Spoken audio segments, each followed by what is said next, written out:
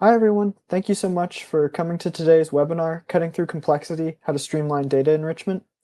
I'm Ben Tuck. I'm a product marketing manager here at Precisely. I've got the pleasure of being joined by Andy Bell, SVP, Data Product Management. And today we're going to be talking about data enrichment. We're going to be talking about the importance of third-party data, some of the historic challenges organizations face working with it, best practices for working with third-party data, and our approach to data enrichment as a whole here at Precisely. So we're really excited to talk more about data enrichment, and let's dive right in. And to get started, I want to talk about the importance of third-party data. And third-party data is really critical because it imbues first-party data with context and lets you realize the full potential of that first-party data. And that context is really important. If you think about trying to do data analysis and answering critical business questions with first-party data, and it lacks context, that's kind of akin to trying to put together a puzzle when you've left half the pieces in the box and you haven't actually looked at the front of the box to see what the end result is supposed to be. And as a result, the data is hard to work with, hard to understand, and the conclusions that you might come to are likely to be sort of half-baked, not as fully informed as they otherwise would be. And we sort of see that in the way that organizations think about working with their first-party data. In the 2025 Data Integrity Trends and Insights report conducted with LeBeau Drexel, we found that 2/3 of organizations aren't confident using their first-party data to make these critical business decisions. But when you imbue this first-party data and enrich it with context and trusted, relevant third-party data, you make it more actionable, you make it more complete, and you uncover relationships and insights in the data that you wouldn't be able to discover with first-party data alone. So it's really critical for making more informed decisions that you can be confident in to move your organization forward. And to make that a little bit more concrete, I'd like to briefly touch on some examples of how first-party data can sometimes fall short in practice. So if you think about some of these use cases, consider location planning, for instance, trying to figure out where to position a branch of a retail chain. Your first-party data isn't going to provide any insights on where your competitors are located. It's not going to inform you of the ways in which people move through and access the area, the traffic patterns for the areas you're considering. It's not going to provide demographic information about the people in the areas, their income levels, their interests. And so there's a lot of gaps that you're going to find if you're relying solely on first-party data. Another example might be insurance related. You could be underwriting a policy on a property, and while you might have some details on that property itself, your first-party data is almost certainly not going to have environmental risk factors, things like earthquake risks and wildfire risks, flooding, crime, historical weather, those sorts of really important things that are going to come into play and really affect how you're going to be writing a policy. And this extends across use cases, across industries, from telco doing network planning to really anyone trying to put together hyper-targeted, hyper-local marketing campaigns. Simply put, first-party data just doesn't provide the full picture. And so to fill in those gaps and to really broaden your perspective and get to insights that can actually move your organization forward, you really need third-party data, and you really need that layer of context. Unfortunately, working with third-party data can often be a little bit challenging, and organizations cite ways in which working with third-party data can be very difficult for them. And so to talk a little bit more about that, I'd like to bring in Andy now and see if we can discuss maybe some of the reasons that organizations cite as to why they run into these difficulties. Absolutely. Thank you ever so much, Ben, and hello, everybody. And, from our recent survey with Drexel University, LeBeau College of Business, we've identified a number of challenges that businesses have highlighted when they're trying to onboard and use third-party data. And the two most important ones that came out of the survey we have up on the screen here. First of all, the number one challenge, where 50% of our surveyors identified this, is really around the expense. And it's not just the expense of acquiring the data, it's also the expense of onboarding that data. And then the second one, where we got 47% of our respondents highlighting the formatting of data as a real challenge as they try to integrate third-party data alongside their first-party data. And the thing to highlight here is, I think, as a business, Precisely, we source huge amounts of material for our data products, and really do understand these challenges because they're the same challenges that we experience as a business as well. And it's really kind of been at the heart of the advancements and improvements and innovation that we put into our data products. But if we dig into that, the challenge around the expense is really around companies highlighting that onboarding the data can be a significant expense. It can actually be a greater expense than actually the original license of that data. And that's because it can be complex. That onboarding process can be quite complex. So you think about when you license, you've got to identify the data, evaluate it, you've got to involve procurement contract. But once you've signed that contract, you've then got to look through this process of ingesting, transforming, storing that data, integrating it, and testing it. And obviously, if you're then putting it into AI machine learning models, you've then got to train it. So you can see that time between purchase and getting value can be quite extensive. And we're really focused on how do we reduce that time to value. Yeah, and obviously those difficulties and that extended time to value is not ideal, but as you said, it's also not inevitable. So when we're working with data and when organizations are thinking about sourcing and evaluating that data, what are some of the criteria they should be looking for in the data to really minimize the difficulties ahead of them and make that onboarding process and that time to value as smooth and efficient as possible? No, absolutely. Well, the first place I would start is ensuring that the data that you're looking at is relevant to the business decisions, the problems that you as an organization are trying to address. And that's really important because it can be, it's hard work to put that third party alongside your internal data. So trying to minimize it and only look at the information that's relevant to your business is just a really good, efficient way at looking at what you're doing. And once you've thought about that, you've got to think around the consistency of that data, and that that can vary by vendor to vendor, quality, structure of that data, and that can even be changing consistency around products that you buy from the same vendors. And what I mean by consistency is, are the attribute values the same? Are the attribute names the same? Does the file structure stay the same? Does the file format stay the same? And is it released and made available on a regular known cadence as well? So all really important things that you should be asking a vendor. You should also be looking at how accessible, how easy it is to obtain, access, retrieve that data. Is it a format that your tools can use and enough? If not, how do you get it into a format that can use? And those things can make that ingestion process, quite slow and heavy in terms of investment. And then finally, I think companies need to think about the trustworthiness of that data. Is it accurate? Is it consistent? Do you understand the sources that it's been acquired from? And because it's really important that you trust that data, because you're going to be making important decisions based on it. Right. Yeah, those are some great criteria to keep in mind when you're evaluating third-party data. And it sort of begs the question of how do you actually put these considerations, this criteria into practice? How do you go from knowing that you need your data to be consistent, for example, to actually ensuring that it is? And so to sort of bridge that gap, we've put together a list of considerations here that should really sort of be top of mind when you're starting to work with third-party data. And we've probably got too many of these to give them all the detail that they deserve, but I'd like to go through and just talk about one per column in a little bit more detail here. And so, Andy, I'm going to ask you from the relevant column, do the data attributes provide the coverage needed? Can you tell us a little bit more about that and what maybe asking and answering that looks like in practice and how we might have seen that play out with our own customers?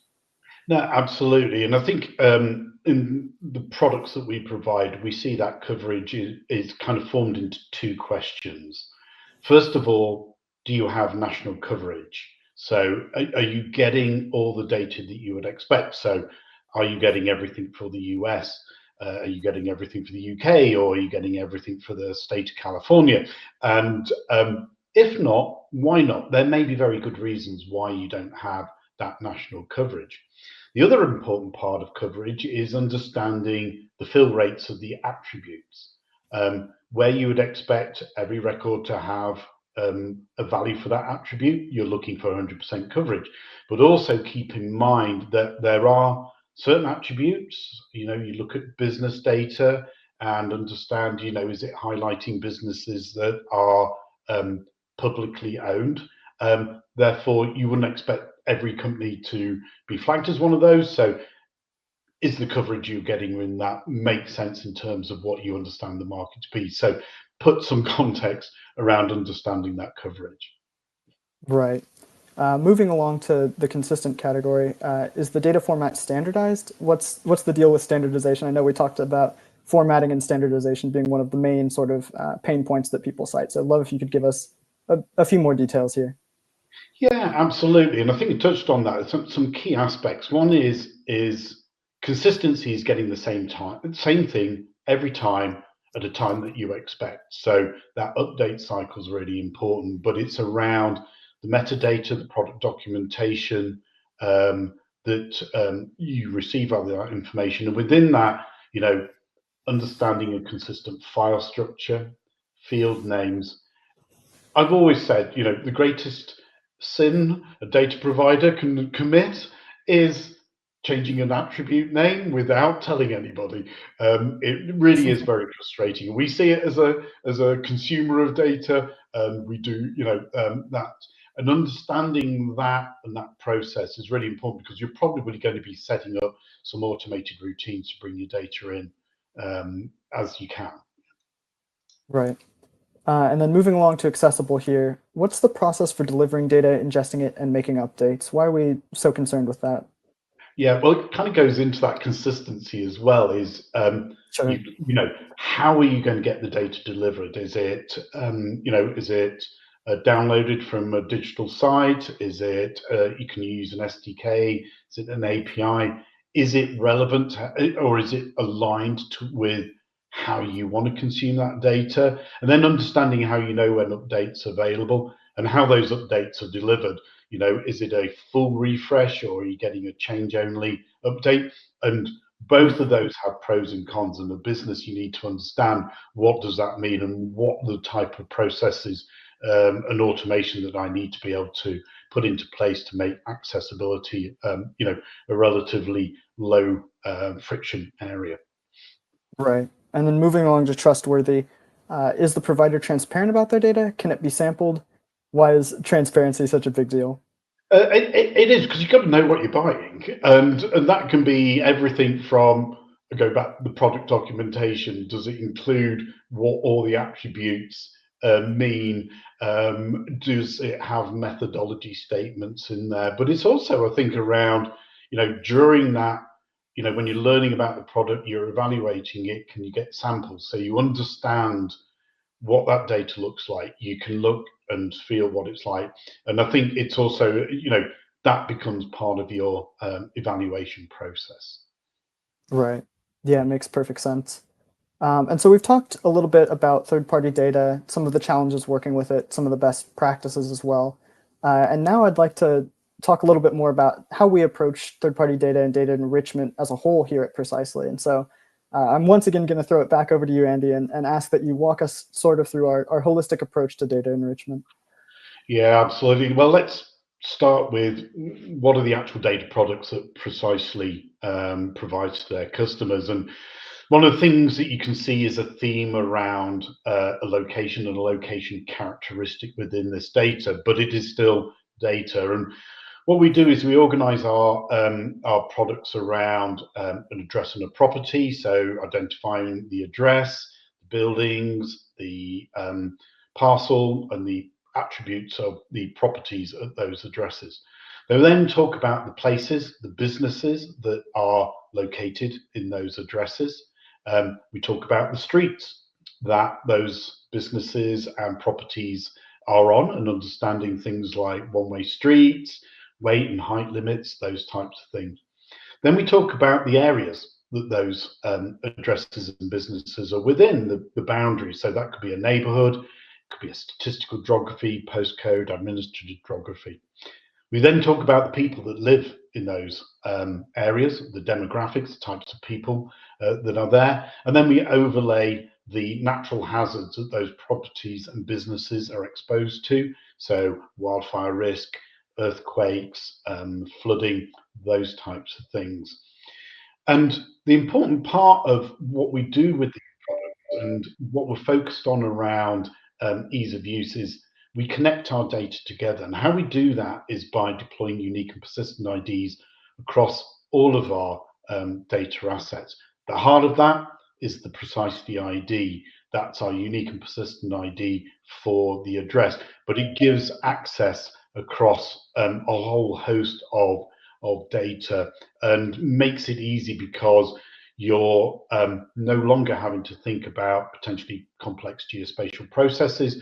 You just go in, I have an address, what neighborhood is it in? What's the population demographics? What are the businesses associated with that address? And you get there by connected ID. But it starts before that. You know, you probably were on the addressing session just before this, and we treat your addresses in lots of different ways. We allow you to do autocomplete, we verify, qualify, clean that address, but we also enrich it with coordinates through our geocoding service. That all gives you access to the Precisely ID, and then this ease of accessing the enrichment to be associated around that address. So the great thing about this is most people know how to understand the address and understand how to process it, and through these IDs, that's the bit that you can focus on, and the enrichment flows in through that through those connections. And we talked about you know, delivery, accessibility of data. We think that, you know, that's diversifying huge amounts over the last few years, and that's something again that we're focused on ensuring that our customers have, be it an on-prem private cloud or access through our cloud native software capabilities, accessing through an API, or through software services on the cloud. So SaaS could be reporting, could be analytics as well. So that accessibility, the diversity of delivery, and how you can use the data, very, very important for our customers, and very important that we serve that out. Yeah, and in addition to what Andy's just sort of covered here with our robust comprehensive data sets, the interconnectivity you get with the Precisely ID, and then the myriad of ways you can access and have that data delivered. We've also recently announced the launch of the Data Graph API, and this is a new API that makes accessing our network of data and doing data discovery and data enrichment so much easier than it's ever been before. And so, Andy, I'm gonna once again ask you to go into a little bit more detail here. I'd love to know more about the Data Graph API, why we're so excited about it, why we think it's just such a game changer for enrichment, and really what it is. So I'm gonna pass it back over to you again. Absolutely, yeah, we are very excited about launching Data Graph API, and Chris touched upon it in the keynote yesterday, and you saw earlier today the keynote with Dan Adams and how the students at Lebow are accessing Data Graph API to work on their projects. And really what Data Graph does is introduce a new data enrichment capability for our customers within the data integrity suite, so aligned with all those other services that we provide within the suite. But Data Graph is different, and it's different compared to our existing APIs, and certainly is towards revolutionary in terms contrasted to data APIs already in the market. And what makes it different is that what we're doing at Precisely is we're exposing a wide range of our connected data products through a single customizable endpoint. You're not going to have to access multiple APIs to get to the data. It's in a single API. And that means that companies gain unprecedented flexibility to deploy, use and innovate with our data enrichment products. And, you know, it's around improving efficiency and performance for our customers and being able to retrieve just the data you need through a single query, and eliminating a huge amount of the onboarding cost and work that we highlighted earlier to be able to access this multiple and disparate different data sets that we access. And it really is about precisely making data enrichment easier for our customers to use and access. And as we go through that, it does unlock a myriad of new possibilities. Our clients can use the Data Graph API to enrich existing data assets and to serve real-time data enrichment within their applications and solutions. And when we talk about maintain, adapt, and scale with ease, it's about one, getting just the data you need, but it's also being able to support straightforward enrichment, but also more complex enrichment and interrogation through this single endpoint. And then about empowering developers, and by making data more accessible, enabling a creation of faster, more responsive applications. And then really a real key point around what we do is ensuring the data is always up to date, that customers get access to the very freshest data. We talked about onboarding updates. You're not thinking about that. You've just got access to the very latest information. And I think really ultimately this is about enabling our customers to access third-party data, the Precisely data portfolio, in the way they want to and where they want to. And I just think this is just a brilliant development that we've got here, and we're really excited around how our customers are going to use this and the engagement that we'll have with them. Yeah, the Data Graph API is awesome, and it's kind of a continuation of the ways in which we're trying to make data enrichment as seamless as possible for the organizations that work with us. And some of the other ways we do that are partnerships with leading technology companies, Snowflake, Databricks, AWS, for instance, as well as our experience working with leaders across industries and verticals. And then the efforts of our teams helping to answer key questions really at any stage of an organization's data enrichment journey to really ensure that they're able to maximize the value that enrichment provides. And we've also done some really exciting work with some of our data partners recently. And so, Andy, I'm once again going to ask you to go into a little bit more detail here, specifically around this featured partnerships bit, and maybe talk a little bit about how that relates to the Data Graph API talk that you just sort of walked through.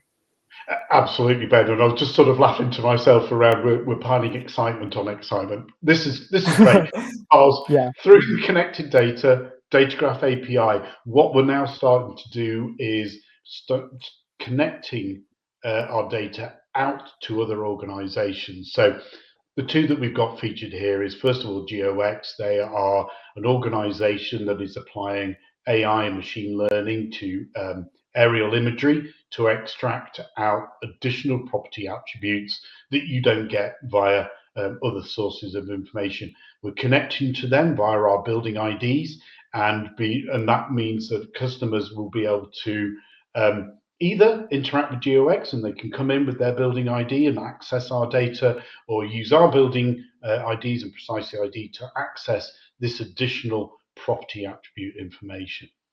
And then I think Overture Maps is really interesting because, I've been talking a lot about unique and persistent IDs and connected. Here's an organization that saw that as the fundamental value of the data sets that they are bringing to market within that organization. And they're deploying, they call it the GERS, Global Entity Reference System. But they've deployed this in all their products. So we are connecting to the Places GERS, their business information, which means if you're an organization that's using that Places data, you can bring that ID into the Data Graph API and connect to expanded business information. That might be ownership, hierarchy, financials, or it might be connecting and understanding the context of that business, be it understanding the types of people that live in that area, the neighborhood, the wildfire risk, all of that information you're suddenly getting access to through connecting the ID systems through the data graph API as well. So yeah, there's some exciting advancements there and more to come on that particular subject. Yeah, absolutely. And so we've sort of been talking about data enrichment for a while now, but I'd like to once again sort of ground us in an example. And I'm hoping that, Andy, you can tell us a little bit more about an organization that worked with us and the incredible work that we've done with them around data enrichment. So excited to learn more about how we've been working with Travelers. Absolutely. I mean, this is a great partnership with Travelers, and working with Adam Sobek and his team there is been really exciting, and they are really driving the use of geospatial capabilities and geospatial data within the insurance industry. And you see there, Adam quoted as, precisely is critical to the speed of implementation. And it's around reducing those costs, reducing the time to implementation. And the example here we have is that Travelers really wanted to be able to determine if extending their hours of operation could positively impact sales. So they needed to get to that data. By having the Precisely ID and our ID systems deployed within their capabilities, we were able to share that information very quickly based on ID.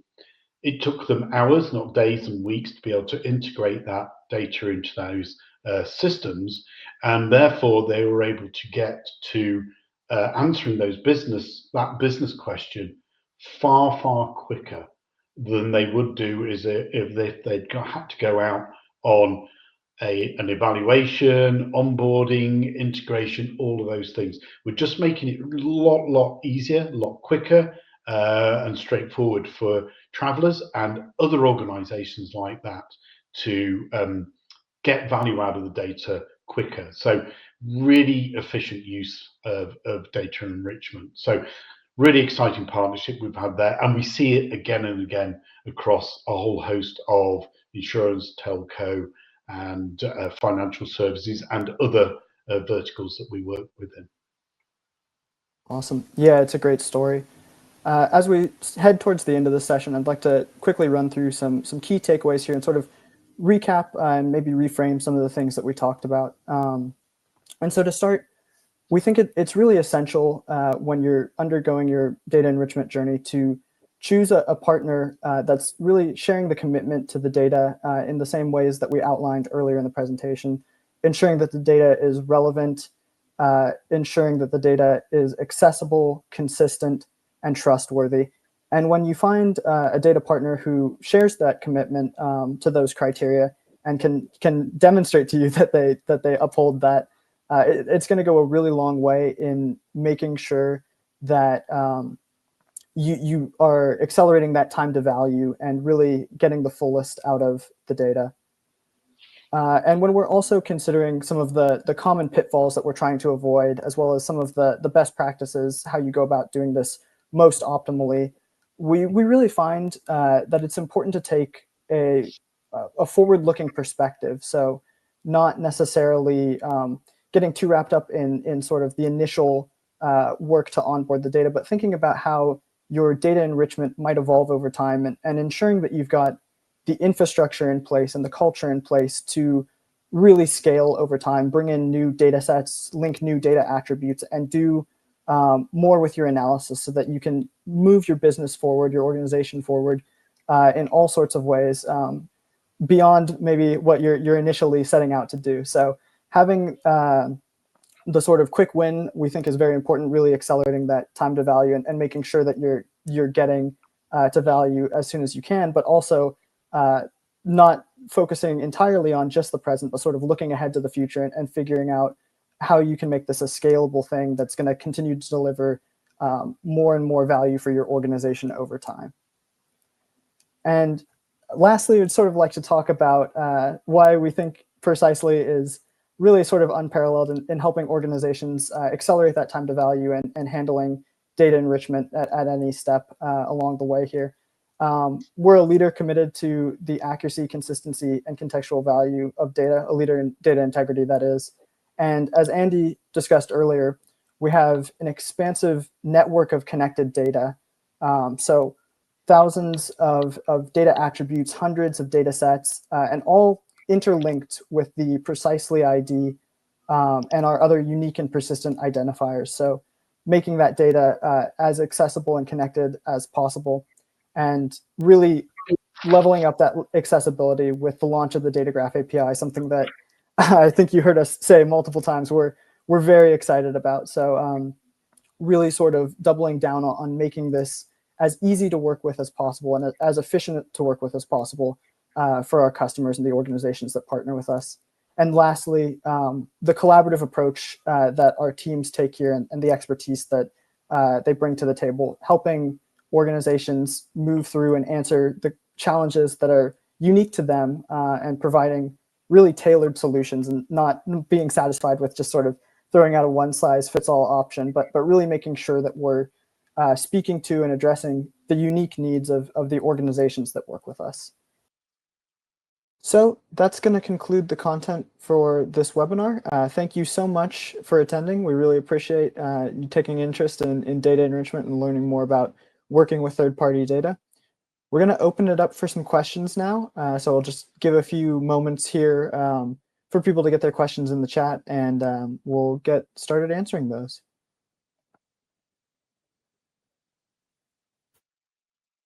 I've got one here, and I'm going to ask you, Andy. So what are the key trends that you're seeing in data enrichment today, and what will be their impact going forward? Yeah, I think there's two key things. I think, well, three. Let's go with three. First of all is AI is clearly a very clear application for data enrichment and the data. And I think there's two things that I think drive into that are important. One is quality. Certainly, I've been to a couple of events in the last couple of weeks, and really understanding quality, the quality of the data that you're using, ensuring you can measure, govern, and manage quality is going to be very, very important. And I think it's just going to become an increasing trend around it. And I think it's really around that age on, quality over quantity in particular. And I think the other thing that sits over this, and we feel that, this is a key part, as you've seen during this presentation, is connected data. I think we've seen that validated through a number of other organizations as well, Virtual Maps being one of them. But the way that we've deployed unique and persistent IDs and around connecting data, reducing the amount of effort and processing that an end customer has to do so they can actually focus on their business analytics. It's the age-old one, I spend 80% of my time processing data. We're really focused on making that 80% smaller and smaller and smaller. And I think that is going to be, I think that's going to be a focus of all organizations. But I think a key part of that is around linking together data together in a much more effective and cohesive manner. Yeah. That's a good answer. Looks like we had one more come in here. Seems like it's related to the Data Graph API. So the question is, can you elaborate on the value of using a single API and how it affects data retrieval? Yeah. So I think there's two things I would kind of focus on, particularly around Data Graph API, is it's this concept of a single endpoint and you can retrieve whatever, with flexible query. So it means that you are avoiding interaction with multiple APIs. And as soon as you do that, one, you're going to have a cost of processing, you're going to have a delay in response, you are lowering the efficiency and performance of what you're doing. So being able to come into a single API and be able to get all of that data through that single point is really valuable part of what we've done within the single API. The other one is accessing the data that you need.